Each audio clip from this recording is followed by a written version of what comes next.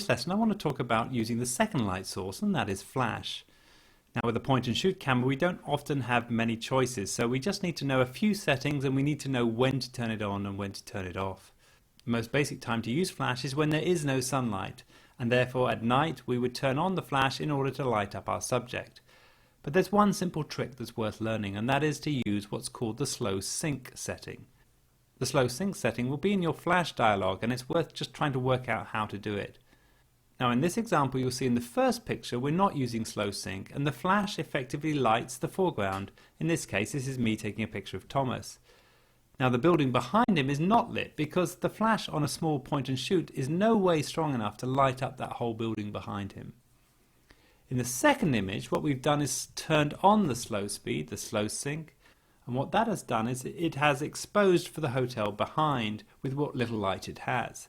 Now this means you've got to hold the camera very steady because it could be a slow shutter speed.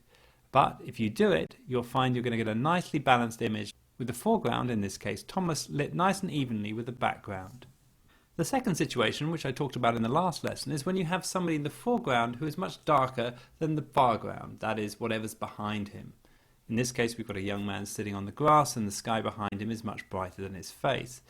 Now in order to balance this out we can turn the flash on by ourselves. Quite often the camera will not tell us to turn on the camera in this particular situation, but by doing so what we're able to do is to balance the picture.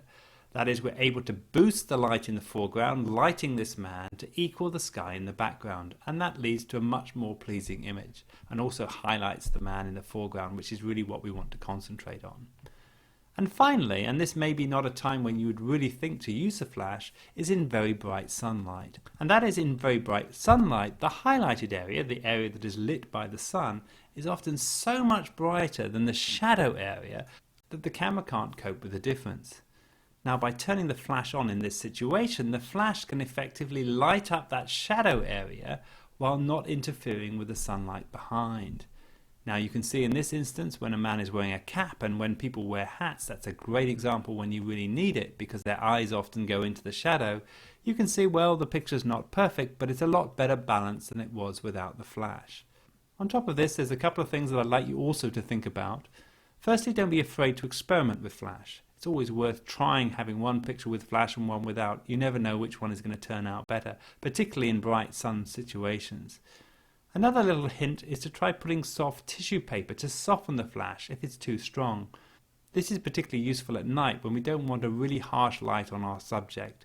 Therefore, putting a bit of tissue paper in front will just soften it a little bit to make it seem like a more natural environment. Okay, that's it for the basic photography skills. In the next course, we're going to talk about how to edit your photographs.